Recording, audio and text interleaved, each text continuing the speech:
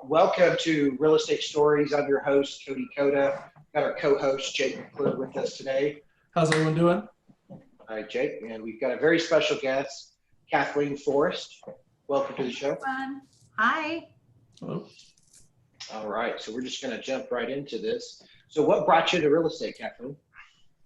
I actually was teaching special education, and I was studying like trends in special ed and patterns and what created that. And I came across an article how people couldn't use that were mildly handicapped. They couldn't use their government assistance money to have their own place, any kind of a condo or a townhome.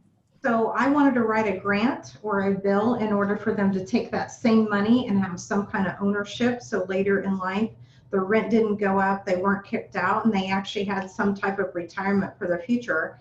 And they told me I had to get into real estate to learn a little bit about it. So that started my venture. Wow. What? Wow. Yeah, that's the most profound journey into real estate that I've heard so far. That's certainly a lot better than mine. Just kind of stumbling into it. So what is it that you did exactly? So I got into the process of writing for grants, like finding free money. I came from kind of a background that was challenging, I would say, and there was a lot from domestic abuse. My sister was murdered as well, so we just kind of repeat patterns in that. And so young on, I realized before my sister got murdered that it's patterns that we actually just keep duplicating. So when I taught special ed, I realized a lot of environment, whether it's handicapped people being able to have a vision, or it's domestic violence or single moms, we're just repeating these patterns. So I had a plight that I was going to start finding grant money, free money, teaching people how to break the patterns. If they break the pattern, then their children had a chance, then, and so on and so forth. So that's how I started. And after I did that, I got on the news, and before I knew it, like so many people were lined up for help. It just kind of took off. So initially, I don't know that I got into real estate to do real estate, not even understanding what it was about. It was I had to have it in order to get to the next step. Can you connect that for me?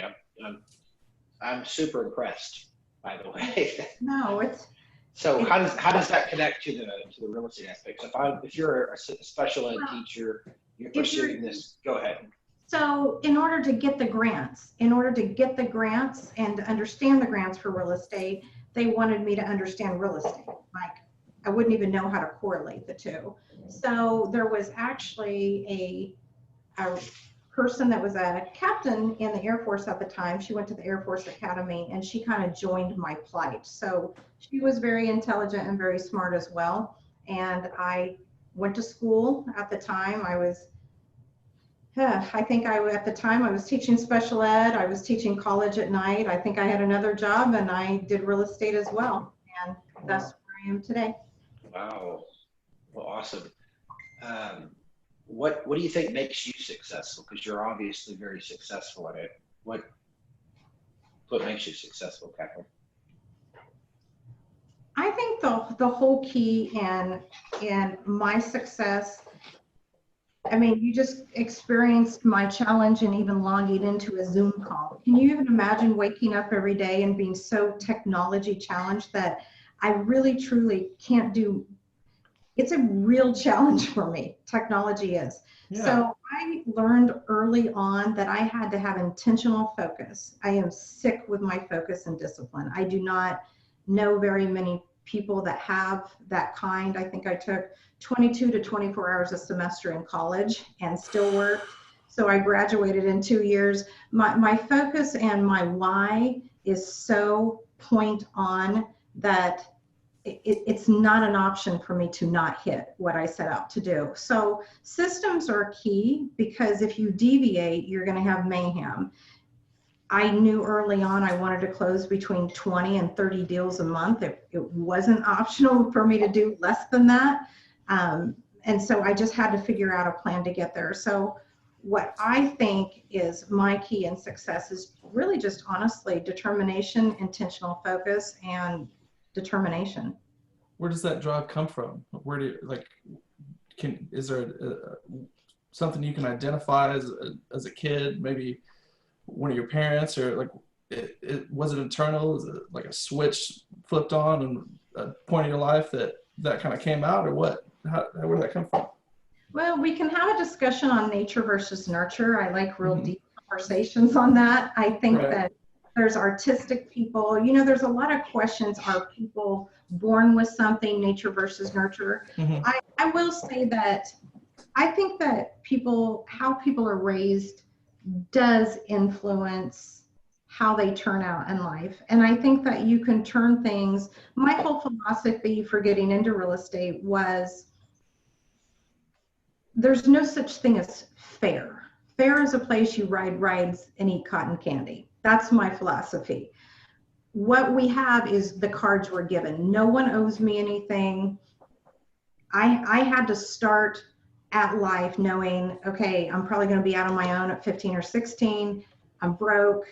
I don't even I have to pay for my lunches. Like, everything was a struggle and survival to me. So I think for me, it came out of survival. It came out of instinct, and I could either turn it for good or bad. I remember being young thinking, I don't have that many talent. I mean, I was very realistic. I'm not beautiful. I'm not tall. I'm not overly smart. I'm not overly talented. So what can I do? Even young at 16 and 17 years old, I was focusing on understanding and being honest with myself about my weaknesses and about my talents. And I'm like, nope, that's not going to get you anywhere. So I think that drive just came from survival and turning it into good instead of bad. It sounds like you're one of those folks maybe you subscribe to not necessarily trying to improve and get better at your weaknesses, but you just straight focus on your strengths, and you just say, hey, stuff where I'm weak, I'm just going to hire somebody else to take care of that for me. I would say, yeah. I think that what I find in interviewing people, whenever I have staff, and I'm fortunate, my staff is amazing, and I tried the different things, the disc profile, the Wonderlic, but the important thing to me was, if I would be honest with myself, I listen and observe people a lot, and they just really don't even focus in or zone in on what their weaknesses are. So I focus on my strengths, but the first step is identifying your weaknesses. Be aware of what you're good at, what you're not. Yeah, you have to be honest. There's too many squirrels in real estate. There's too many seminars. There's too many ideas. There's too many technology. I listen to people, I'm like, well, I got 14 designations and I took 73 classes, and I'm like, whoop, and you sold 2 houses this month. I mean, to me, I sold 5 a month part-time. So, focus on, don't chase every squirrel. Identify your strengths, have fillers, and then just focus on your weaknesses need to be there. And then focus on your strengths and just run with it. Don't get involved in all these other, hell, I'm telling you, I couldn't even log into this Zoom shit. I didn't want to know it. I have people that know it. Right. No, I 100% agree with everything you just said, by the way. So let me ask you this real quick. When you started off, did you start off part-time and then work your way into full-time? Or are you an agent that just went full throttle into it full-time? No, I was scared to death. I was a single mom, and I didn't have a support group, and no one besides Anthony Robbins, by the way, that I listen to every day on my podcast, no one was really supportive of me going into it. It was, do you know how many people fail, feast or famine? How are you going to do this with a young child? It was just mounting of all the reasons why not to do it. So when I got into it, I want to make sure I'm answering your question and not spinning. Ask me the question one more time. Yeah, you're hitting it. It's like, when you got into it, did you start off your first year, were you part-time or were you full-time into it? I did. And I had a very clear, concise, okay, I had 3 jobs at the time, and I said, I can't do 4. I can't do 4 effectively. So I said, I'm going to do 2. I'm going to teach in the day. I'm going to get off. I had a very regimented schedule, how I was going to do it. And then I did real estate. But I would say, even starting off, I kind of studied what I was going to do. And I got help, and I did the things that people wouldn't do. I just figured it out. For example, we had a grocery store. It was called Dillon's, and it's not like, it would kind of be like a Homes Food or Crest here. And I figured out all the Boeing workers stopped there at 4 in the morning, between 4 in the morning and 5 in the morning. They stopped there for coffee and donuts. So now I would be a creepy, scary person standing out with donuts and coffee. Like, that'd be creepy. But back then it wasn't, because we liked one another. So I just bought donuts for quarters. I was poor. Teachers didn't make a lot. And I just stood out there and I printed out these flyers that I'm embarrassed that I thought looked good. And my hair was so bad at the time too. But, and I just stood out there for an hour and a half in the freezing cold daily, handing them out and telling people why they should use me. And a guy from 20 some years ago still stays in touch and says, "You poor thing, your flyers were blowing around Dillon's, but you were out there with donuts." So I just started. I did both. And then when I hit my goal, I was still scared to quit. Believe it or not, I was still scared to death to quit. But I did it. And I just kept doing what I did. And it was stuff that other people weren't willing to do. Yeah, that's an awesome story. So was it like a full year and then you went full time, or how long did it take you to go part time into that full time? It took me a full year, because I remember thinking I wanted to have about 20,000 in savings. You know, I wanted to, again, back there, teachers didn't make a lot, but I wanted to make sure that even though I was being successful, I had that much in savings. So to every person, safety and security is everybody's base need, right? You don't get it when you're young. Yeah, you're shit creep without a paddle when you're older, because you've got to learn it. And that, I just set what that looked like to me. Yeah, establish those primal needs. We and you share that common, by the way. My first year in production, a lot of people don't know, I was completely part-time until I quit my job at month, I think 8th, or within my first year. What advice would you have given your past self? Because obviously you know so much more than you did kind of coming into it. If you could hop in a time machine, and Doc Brown pulls up, you're going back to you in real estate month 1. What do you got? I think the advice that I would give myself, I don't know that I stopped to enjoy life. And I regret that. You know, I regret that I felt that crazy need to work 100 to 100 hours a week. I remember maybe taking one day off a month. I don't think that's healthy. I think you need to, you know, have God, significant others, yourself. I would go back and tell myself that it's okay to enjoy life. And with every flip house, every rental house, every benchmark, when I wrote a book, when I did a movie, I should have stopped and celebrated that as part of my success. And I don't even think I acknowledged it as success. So the advice would be to stop and celebrate you and have some balance in your life, and to continue to learn, but to have balance. And like, this journey is what we should be enjoying. Yep, 100%. It's great advice.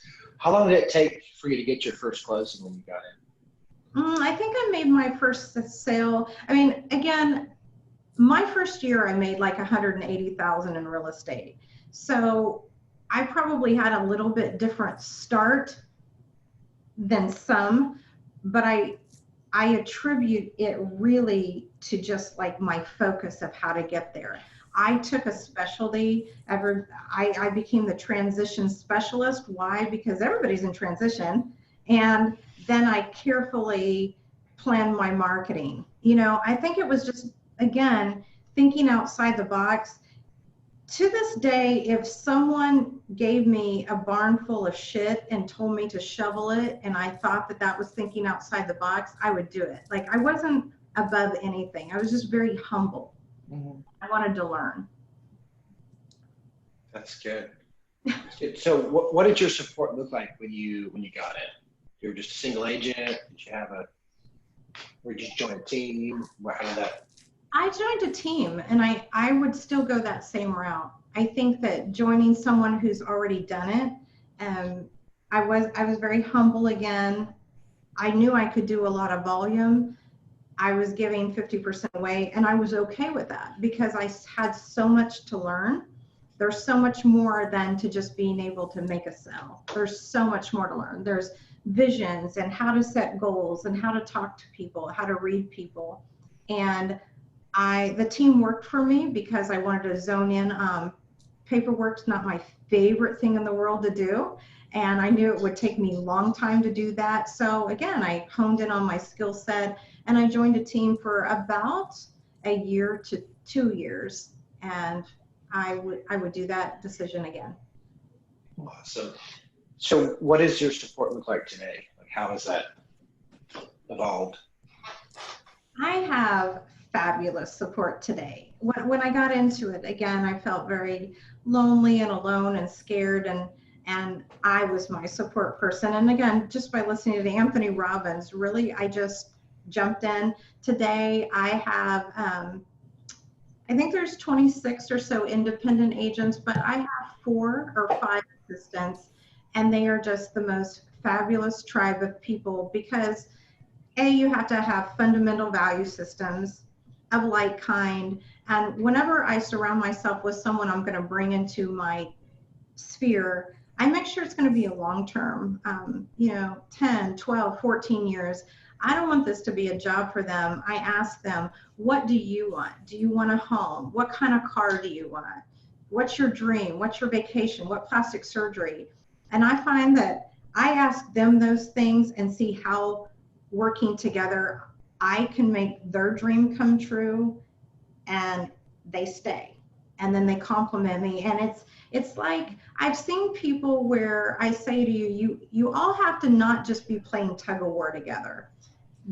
That doesn't work in and of itself. You all have to be pulling on 3. So we practice those skills constantly. Even today in our office meeting, I'm like, we're all kind of pulling, we're playing tug of war, but one's pulling on 1 and one's pulling on 3. So I have an amazing tribe. I make sure that my people, if they're a fit, they stay long-term. In my earlier years on in my career, I don't think I fired people quick enough because I didn't. I would give them chance after chance. If it doesn't fit, move on, Yeah, I think a lot of it sometimes is you being clear as a leader, of knowing who you're looking for with what you need, but then also casting a big enough vision where everybody else's visions and dreams can fit into it. I think you do that pretty well. I like your tug of war analogy too. I think that's pretty neat. So Again, I want to say to leaders too that I had to learn that you don't just hire great people.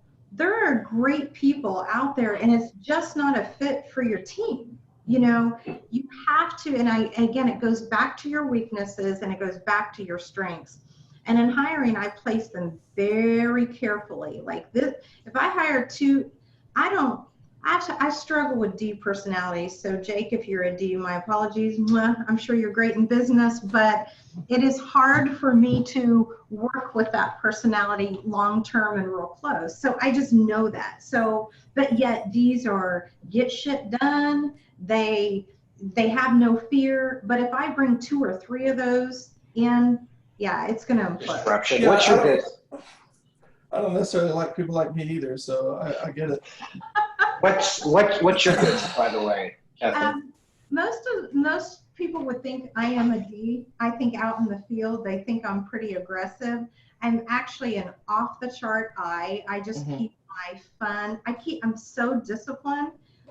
People don't know I'm spontaneous. People don't know I love to have fun, and I'll jump off of a cliff. I'll do anything crazy. No one knows that about me. They don't know that I could get distracted. I have a sense of humor. I'm artistic. No one would even guess that about me. You grind hard so you can enjoy yourself in life. It seems like you do your own thing on your own time. I want to more, Jake, again, so part of my advice to myself, you can tell what I'm struggling with today, right? So that was a great question, Cody. It's great whenever I ask someone, so and I ask them for their insight, because I know that's what they're struggling with today. So you heard me say I would tell myself to relax. In my position where I'm at, again, I probably could have retired 5 or 6 years ago. Those 20 homes, I said, when I have 20 homes paid for, I'm just going to retire. No, I didn't. So again, I have to now focus on my why, but I don't enjoy life, Jake. And that's the thing. I think that you can get so busy on making it or what that is, you forget, I don't know what I enjoy anymore. I think it's photography, I think it's painting, but I'm not sure. So I just think everybody should be real. I've had a boat, I've had 4 Sea-Doos I haven't even been on, right? So I've been in my pool 3 times in 3 years. So those are a few things that I'm just kind of analyzing right now. Okay. That's awesome. What disillusions did you uncover maybe from when you first got into the business? Could you repeat the question? Yeah, what disillusions did you uncover maybe from the time that you first got into the business?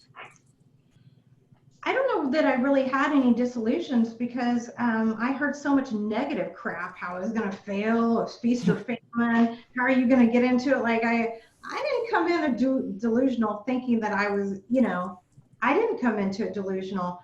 I came into it so focused that I kept the blinders off because I had to. The thing I've taught my daughter in life is fear is not an option.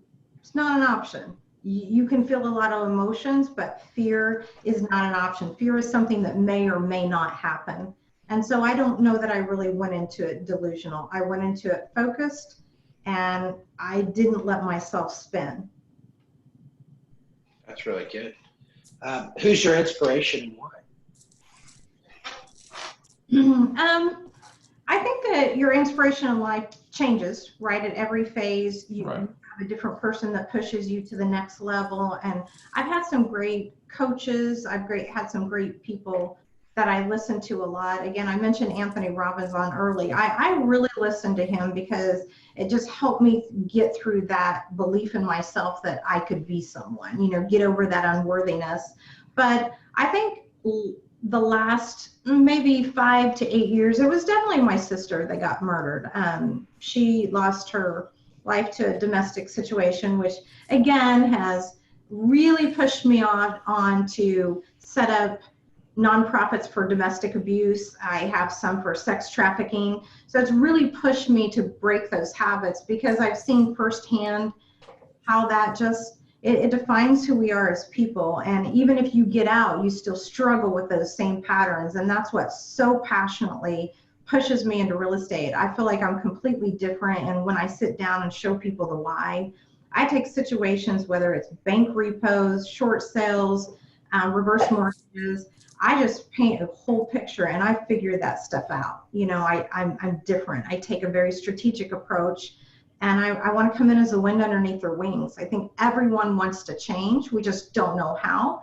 So to back up, it would be my sister. I think that I don't think I've met a more positive, kind, loving woman. If she was angry, she said, do something kind for someone.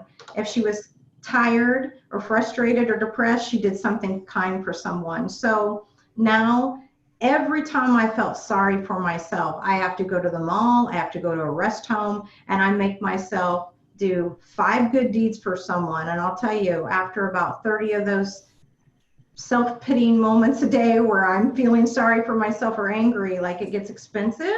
So I've taught myself a lesson and she's really pulled me out of that. So now again, I don't focus on problems, I focus on solutions and just the kindness, because it's really, really hard to take an elder person and you show up and you just make their day, or you bring a puppy for them to pet and you watch their face light up. It's really hard for you to feel sorry for yourself. Or when you go to the hospital and say, I'm going to go visit the burn victims today. Oh, damn, shit, you lost $10,000. Well, look at them. They're scarred with 3rd-degree burns. So she's my inspiration in causing that little paradigm shift where, nope, I'm not going to live here without her. I don't think that my attitude would be like it is. Wow. Yeah, it is extremely powerful. And I agree. There's no faster way to get out of your own head than to go help somebody else, go volunteer, go serve somebody. Don't think about yourself. I agree with that advice. Getting down to some good stories here. So what's the most embarrassing story that Kathleen Forrest would like to share? Well, I have a lot of them actually, but one time I walked in on two people like doing the nasty. They weren't doing any profound, I mean, it wasn't like monkey sex against the wall or anything. It was Set the stage for us. yeah, there you have it. So they looked up, I kind of was like, hey, you're doing great. Glad you're enjoying it. I'm just going to step out on the porch. I want y'all to finish. You said you're doing great. Glad you're enjoying that. They really Give a thumbs up. I did give them a thumbs up. Thank you. I did. Like air high five. I just kind of said, y'all are doing great. Air high five, thumbs up.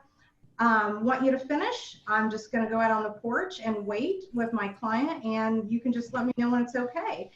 And I have to give them kudos. Like, I don't know that they finished because they came out in like 7 minutes. I mean, maybe my mind's going there now. But they composed themselves and actually came out to the porch and was like, I mean, I didn't shake his hand when he offered to shake the hand. I kind of did the air high five again, but he acted pretty normal. So I would have been a little embarrassed. I kind of chuckled. They were making some noises and stuff. And this was their house. They were selling this house. They had approved the showing, and you were representing buyers to come look at the house. Yeah, permit to show, and so I don't know. So maybe they want to experiment with that whole thing. Who knows? I mean, we could go there. I mean, at least it wasn't a going show, and that was the case, right? Yeah. So. Well, I think you had some really entertaining reactions with how you handled that situation. I think it was no kidding. It's interesting. What's been the scariest? You've been in a lot of real estate transactions. It equates to a lot of showings, a lot of stuff happens. What do you think's been the most scariest situation you've been in as an agent? Oh, well, are we being authentic on this little podcast call thing? They are real. They're real stories. This is what the show's called. Real. Yeah, it's going to YouTube. There's no censoring. Okay. So I'm gonna breathe a minute. After my sister's murder, it was Dateline, and I had a person. It was a referral, so I thought that I could trust them. But I was held at knife point and attacked, and they tried to light me and the carpet on fire, like happened to my sister. So it was about a 2.5 to 3 hour ordeal. Wow, was this a showing or a scheduled listing appointment, or what was? It was, see, I'm sweating here. It was a showing, and it wasn't a kind of secluded area, and it lasted probably about 3 hours. So, kind of, it changed maybe some things for me, and it also, that was probably my scariest. Gotcha. That would be extremely scary. So you came out okay. So it was like a copycat situation? I think that probably they read a little bit about it because, when they would say you're going to die like your sister, and you're going to join your sister today, that kind of stuff. So I'm pretty sure probably. Oh my gosh. Yeah, I would say probably they knew a little bit about it or had read about it. Do these people get apprehended? Are they caught? So it was a challenging situation. So we'll just kind of air all our dirty laundry, kind of.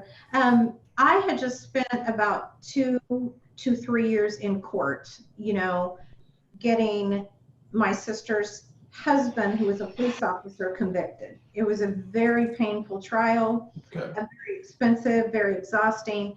And so to prosecute, I was told I was wearing a dress. So, I was told that it would probably be a challenging ordeal. Probably I would be drilled a little bit on things too. So I just decided if they would go get help, and I could prove that, then we would have a no contact and it would go away. I didn't feel I could live through court or very Gotcha.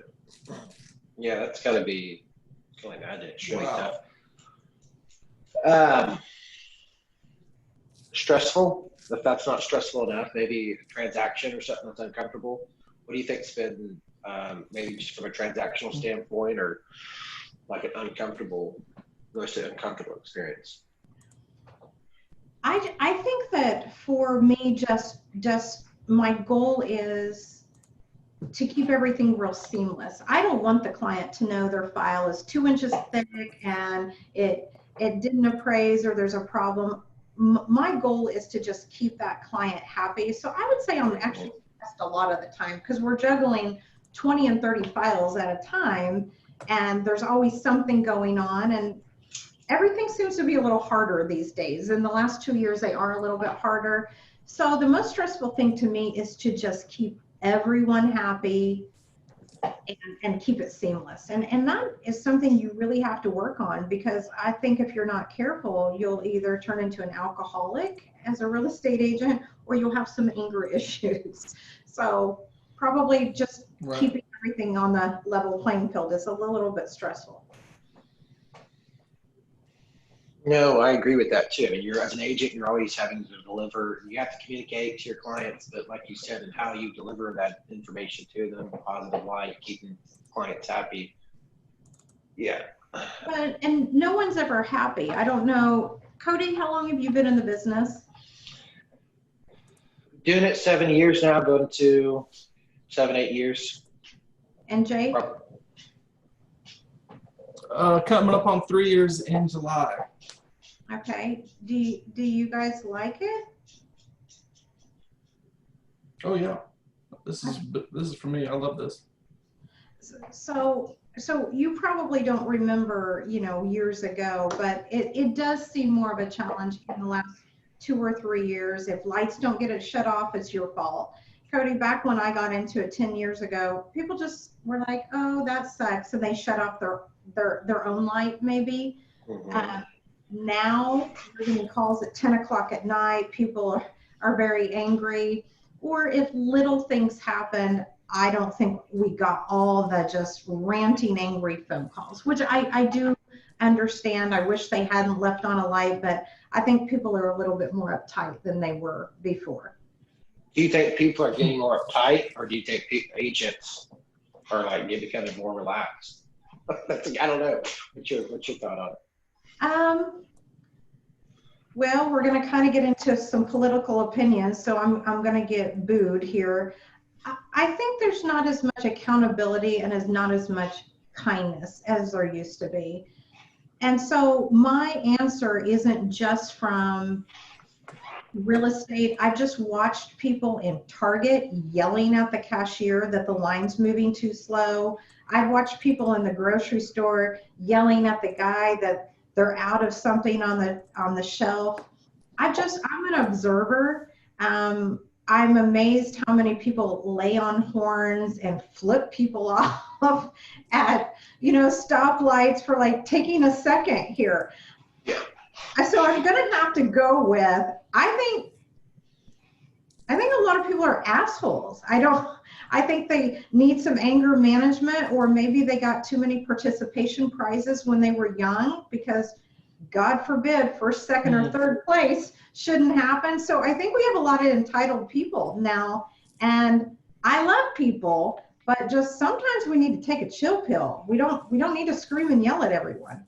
Do you think, you don't think it's a level of like the average Joe's stress level with the economy, everything else that's going on, it has increased? It's just a matter of them as an individual just being raised in terms of expectations. Well, so I understand. I'm going to acknowledge, what is the stats? I think alcohol sales are up 400%. So I understand the COVID thing might have stressed people out. So yeah, we'll give people a pass card for the last 2 to 6 weeks or whatever. But statistically, more of us are owning houses at a younger age. I'm I'm seeing 30-year-olds buy $500,000 houses. I don't know about everyone you know, but you know, that's a lot. And they're driving BMWs and Mercedes. I guess, Cody, I'm just going to call it and say I think we all are a little spoiled assholey anymore. I think we're all a little bit entitled. Well, it's an instant gratification culture because everyone has everything right at their fingertips. So everyone expects something instantly get to wherever they're going without any interruptions. I mean, if something loads too long on your phone, you're sitting there clicking on your phone or wanting to reset it every 10 seconds. Everyone's just kind of freaks out. And I think that's just a cultural thing. I think that's something that's going to get better with everyone being in their house, having a little time to sift on it and actually deal with some of the trauma that's just been bouncing around that they've suppressed for however long, or they'll suppress it more with alcohol that's obviously at 200% or whatever it is. But yeah, so something along those lines hopefully will happen. Jake, you bring up a good point. It would be interesting for you guys to do kind of an expansion, just not on that, but on real estate, but that, because it would be interesting, you know, are people going to be more tolerant and kinder and not just scream at the waitress at the restaurant or complain if it takes 4 seconds, there's not a fork on your table. And I'm guilty of it too. I'm telling you, when I'm stressed, I find myself, when I fly, I'm like, I ordered this. Where is it at? So I hope that myself, and every night I journal about something I can improve on. I hope that we all just be a little nicer. I agree with that. Gratitude, I think, is the ultimate. Being kinder too. I think that's, if anything, be kinder with individuals. That's good. So on that note, so what's a good, kind, or very happy story that you'd like to share in terms of, it's been kind of like your all-time happiest, maybe transaction or just all-time favorite happy story real estate? You're not going to be happy with the answer because most of my transactions, like, again, a lot of them, I always do some pro bono work because you have to give back in life, or that's, I mean, you're epically failing. So, but I also don't want 110,000 people calling. I already get 40 people calling me about to pay their electric bill. So don't everybody call me pro bono. But what I was going to tell you is I can't really name a triumph because we're very careful to kind of go, we want to help this woman from here, or this elder person had a reverse mortgage that they don't know about, or this military's husband is deployed right now. Can we all band together and help get her a sitter and help get her, you know, her house done, and let's send her out to a spa? For me, there's so many details that we do that just make it, we truly look to make it a concierge VIP experience. So I couldn't even name one. I'm probably more like a guy in a lot of ways with my emotions, but I do probably cry a couple times a year. And so there's been a lot of triumphs. Just, it's that different thing that you do, or when you go the extra mile. So I couldn't even name them. I've sold over $500 million in real estate, so it's just, it would be hard. But I do journal about them, and I do go back and read the stories, because there are times I think, I don't really enjoy working 8 in the morning to midnight every day, and then I'll go back and read it and remember why I stay in real estate. Yeah, I agree. It goes back to what you said in terms of enjoying kind of the process, the journey. You got to do that so you can remember some good stories next time we have you on, so you can tell some specific ones. But I get what you're saying. Like, it's you hold yourself accountable for the overall process. That's what you guys achieve, and I get it. Best advice you've ever gotten in real estate? Best advice.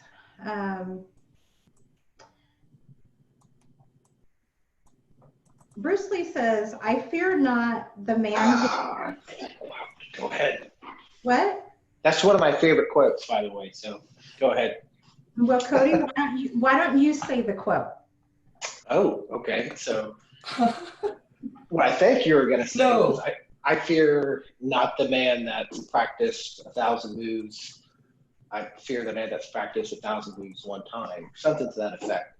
Yeah, Is that where you're going? it's 10,000 kicks once, but Yeah. the man who has practiced his one kick 10,000 times. There So you go. high five, Cody. 1,000 times. Boop. Bang.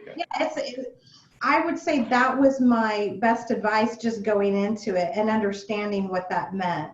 And I tied that into, again, learning my weaknesses and learning my strengths. It's like, quit spinning, quit going, well, they're doing this and they're buying a drone. Well, that one has Louis Vuitton shoes. Well, that one's carrying it. Stop. Just practice your one skill over and over and over, because the few things that I'm really good at, I kick ass in, and I would go up against anyone. You want to know why? Because I've practiced it 10,000 times, and I've asked people to critique me. I'm not afraid for them to Gotta get that feedback. That feedback, yeah, it fuels. Yeah, I get it.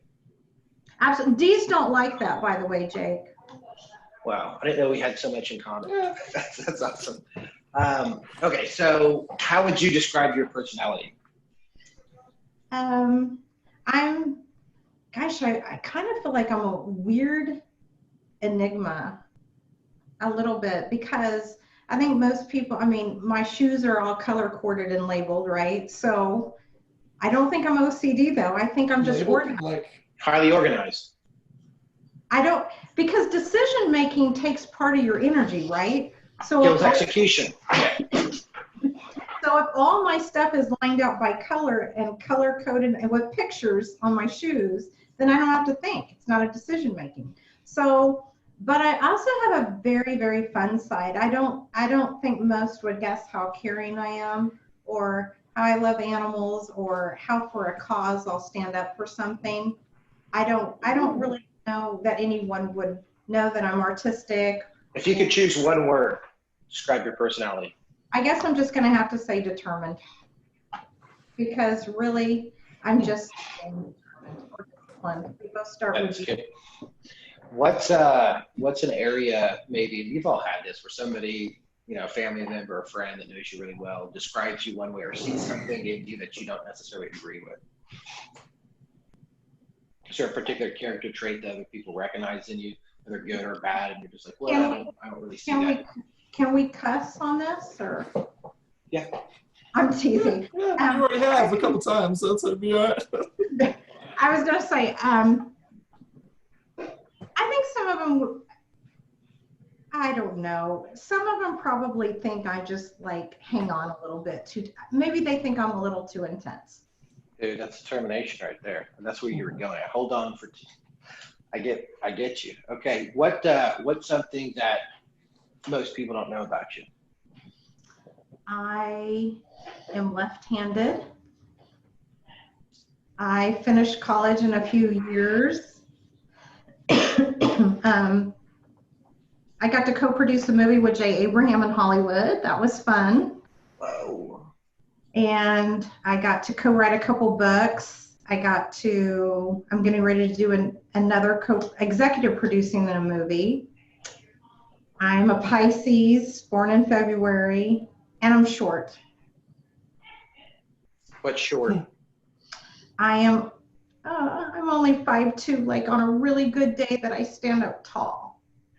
Oh, really? Wow. What's your powerhouse, though? So, What was what's the one was Giving It All You Got, and it was by J. Abraham. It was his life story. So I knew Damien from Shark Tank was going to be there. There was just Anthony Robbins was involved. So really the reason I chose to do it is I wanted to be around those guys, and they charge so much an hour to be around. Well, he's their coach, and he's Damien. Yeah, he's correct. The godfather. So it was like 3 or 4 days of just getting to be around those guys and listen to them. Like, I'll tell you, that was probably one of the most intimidating things ever. I felt so small and so unworthy for a hot minute. Just their brains are brilliant. And I thought, wow, how do people even think on this level? Jay Abrams, he's pretty pretty intense. He's a great mind. So the last book I just came out with, I co-wrote with him too. What? What's the book? What's this book called? I'm getting it. You know what? I should have had it up here because actually, Cody, I'm going to mail you one. Please do. I'm going to mail you one because some of the people in there you're just going to recognize. But what it is it's chapters each of us wrote on why we're where we're at. Like, what did we do differently? And I'm so embarrassed. Like, I think I must just be nervous doing this because, like, of course I know what the book titles are, right? But I just drew a blank. So I think it was talking about being attacked. I'm still sweating. That's okay. Yeah, definitely said that. I would totally enjoy that. Yeah, and that was great. We got to, I just did the book signing at High Point University. Cody, you've got to go there. You have got to see, he hangs out with them and he runs this just like a machine. It was an amazing experience. I don't doubt that at all. He definitely is very machine-like when it comes to his thinking and processes. Definitely look up to that dude. Okay, so when did you know that you made it in real estate? Well, I haven't made it in real estate. You got to give us a better answer than that. That's so crazy. That's like the most common I get that answer so often. Every time. You hear that? Yeah, you do hear that? Everybody says, between you and Tara Levinson this morning, everybody's answer. You know? So, I mean, I'll pull a Tony Robbins on you. I understand you haven't made it yet, but if you did make it, I'm going to reframe. If you could take up in a time and place that you had that feeling of, hey, I've actually made it to be a full-time agent. I could sustain and provide for my family doing this. The point of no return, really. The point that you decided real estate is for you. Okay, so thank you for clarifying that question, because I think, Jake, for me, like how real estate was for me, I think initially I thought smaller, I thought smaller. So for me to be able to write a check for a BMW, for me to, I mean, I was young. Those were my benchmarks, right? You're like, and then I remember paying off my house. I remember being able to write a $500,000 check for this or that. So I don't really know that I looked at it as it was real estate was for me. I don't even really know that real estate is for me. I mean, but what real estate provided for me was I really fundamentally believe when we stop learning and growing, we die. When we stop learning and growing, we die. Real estate was simply a tool for me to be able to set up the platforms of helping people, because I wouldn't have gone into special ed if I didn't want to make a difference, right? I mean, I have that teaching in me that I wanted to do. So real estate allowed that tool. Real estate allowed me to somehow believe that I was going to keep some people out of abuse and I was going to keep them on a different life. I opened up an orphanage in the Philippines, and that was amazing. So I got to do that only by using real estate. So I don't know that real estate is for me. Then I got to learn about flips. Then I did rentals. Then I did investments. So I don't know that I really feel real estate's for me. I feel like it was a tool at the time to be able to expand and grow, to do all these different platforms that worked for me. I still didn't answer your question. Sorry, Jake. I must be really. No, it's quite frankly, it's a bad question.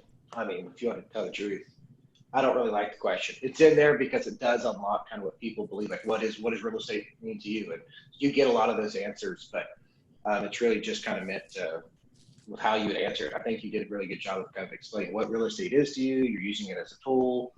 So I think you did a really good job with that. So Jake, I know you like to ask a few off the cuff questions you might have prepared. Do you have any questions for Kathleen? She really hit on all the things I was going to kind of circle back to.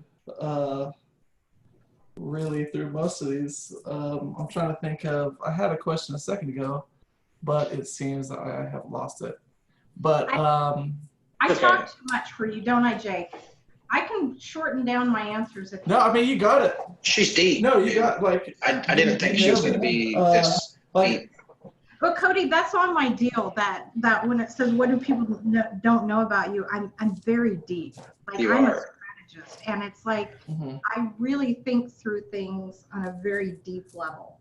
I Intellect. see that. One thing, I'd rather take an intellectual person than a hot person. As like intellect just does it for me. I get that. I get that. so to circle back to your showing gone wrong, we'll say, did your buyer put an offer on the house? What happened? What did you end up making a deal happen out of that one, or? The people having sex. Oh yeah.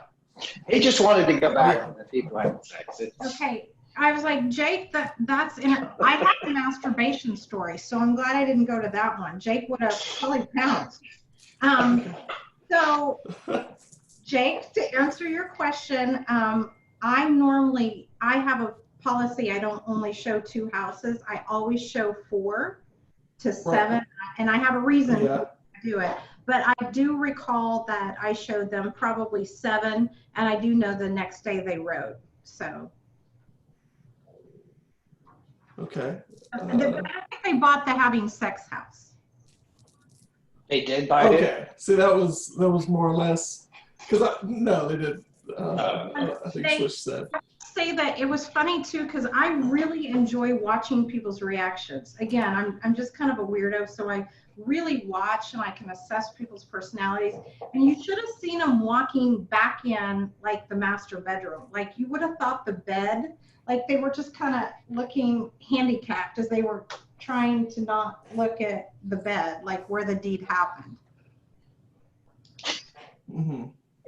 I mean, I'm fairly certain I had that exact same thing happen, but they heard us coming in, and they happened to be an older couple that were pushing 70 probably, and I'm very opinionated. Nasty? Oh yeah. Okay. All right. Well, yeah. I mean, because here's the deal. I opened the door. I'm with another agent. It was Cody's listing. Turns out. We're in the house, and I'm walking around, and I'm bombing the house out. I'm very opinionated, so I'm like, oh man, this place is terrible. Like, look at these floors, whatever. And 2 older people come out of the bedroom with like robes on, and you could tell they were obviously busy. And Well, good for them. Good for the older couple. Then we. I Right. work. I would ask. Yeah. So I mean, we had the showing confirmed, and it was all all there. But we walked out. We had a conversation. It was fairly awkward, but we walked out. And Jake, I'm going to turn it on you. Did you pretend you didn't know copulation was taking place? Yeah. Oh yeah. It was. I just straight faced it, and I had a smile on my face the whole time because I give away emotion in my face real easy. Right. So I was just like, yep. Well, we're gonna leave. So good luck. Your house is beautiful. Hope it sells. Bye. Hey Jake, I have another question for you. So these elder people had sex. You knew what they were doing. Mm-hmm. I need you to answer this honestly. Like at any point in the next 24 hours, did you envision those elder people having sex? Be honest now. No. Be honest. Thank you. All I was doing was trying to erase that situation from my mind because I was like, did I not set up the showing correctly, or did I not knock and say realtor? Because I know I did. He used the words, he was trying to erase it from his mind. So the answer to the question is, he envisioned them doing the nasty. I assume, sure. From his mind. Yeah. Thanks for the answer. Roundabout, Jake. We got it. There you go. Okay. Yeah. I mean, I don't want to envision a bunch of Ben Gay smells and. Yeah, but I was gonna say before she asks I don't know. another question that could take that somewhere else, I'm gonna save you. So what staple question we have here, Kathleen, if you were to sell your house, okay, and you had to pick an agent in our market, but you couldn't select anybody on your team, and I know you would definitely want to pick me or Jake, but you can't choose us either. Who would you pick to sell your house if you weren't an agent? Just because I've gotten to know these ladies, and again, trust is a huge thing for me. I have to feel like I don't care if I have a complete marketing guru, as long as they're good. I actually like Vanessa Johnson and Mariana Lloyd. I feel like Vanessa. They Who's the second person? Mariana Lloyd. Okay. So she's kind of semi-retiring now. She owned 521 or 525 real estate company. But I just feel like Vanessa is a little bit of a firecracker. I think she would dig in and fight for you, but I think that she has that integrity. She has a belief system and that I agree with. And so I think she'd do a good job for me. And I think Mariana, I think they would give up money to do the right thing, and they wouldn't check a box. I cannot stand people that check boxes. They just, ugh. Okay, I'm going to check the box. I'm going to ask that question. I'm just checking. What makes you unique as an agent? There's out of the 20-some thousand agents that we have here in our metro, what makes you unique as an agent? I know what I'm doing, and I'm really good at it. So even if it's in lending, I think I've just taken the time to learn it. I've taken the time to learn, okay, what does an inspector do? What does that look like? What should he be looking for? You know, I don't ever check the box. Again, I'm so grossed out by lazy people. So and I surround myself with the best. So even when I was doing home inspections, I literally thought, I'm going to take one house and I'm going to have 12 different inspectors come inspect this exact same house. I'm going to offer them all $100 because no one works for free in my world. Everybody deserves to get paid, even if it's a reduction. And I watched them, and I watched who did the best. I watched who they looked, and it was very interesting to see the variance in what they saw and what the reports look like. So, hold on a second here. You saying you actually hired multiple home inspectors for the same job? Well, I would expect. You did a casting call for inspectors, it sounds like. I would expect, well, it was actually a house I was buying, but I needed to do that experiment. Okay. Who do you use? So my job was to do, but I do that in everything. I don't ever just take, use this person because they said so. So the difference in me, I would say as an agent, is it's tried and true. I actually, and if I make a mistake, I pay for it. So I do research on everything. Again, she's got to be a high IC, dude. She's so analytical. Like, I can see that. There's a lot of thought process. You're very strategic, tactful with what you do. That makes you unique, I think. Sorry to interrupt you. Go ahead. That's the hardest profile actually there is to find as an IC, because it's kind of weird. It's what, oxymoron. But I definitely focus on the war, not the battle. But I can't comprehend that every agent wouldn't do that. I can't comprehend it. So I would think that that's why I'm good at what I do, because it is so friggin' thorough. It is so thorough.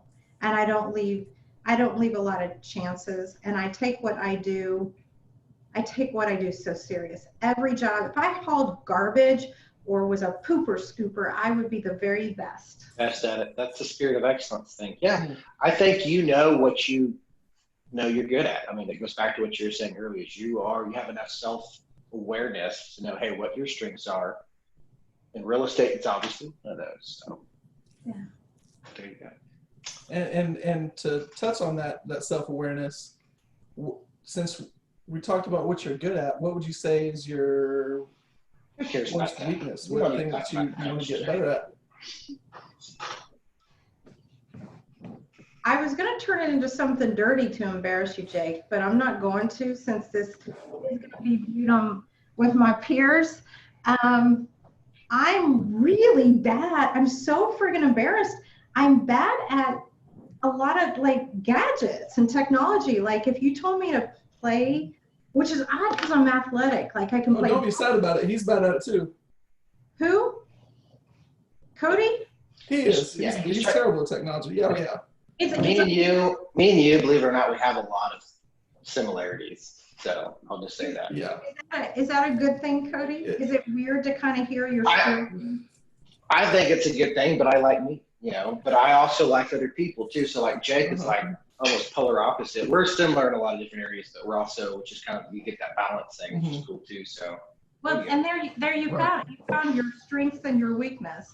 But I think that again, it's really actually, Kelsey actually just walked in. They will literally, my team will literally look at me, and I'll put together this huge proposal. And I was studying the ground because I decided I wanted to do an oil well company, and I'm studying all this.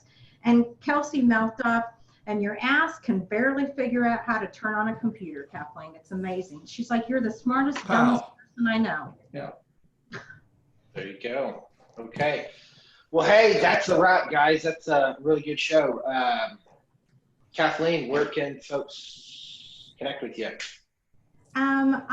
You can connect with me on my website at www.kathleenforrest.com.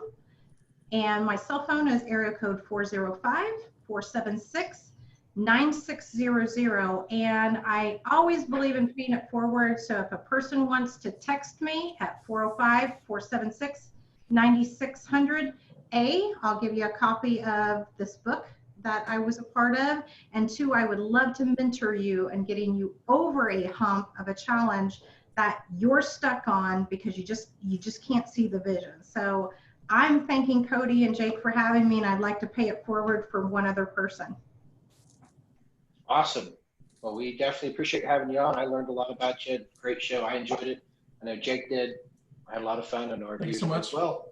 Jake, thank you so much. Avoid those old people's sex visions, okay? He's not going to stop thinking about it now. Right. It's programming. All right. Thanks, Oh, Kathleen. I Appreciate you. Bye-bye. peace out. Bye.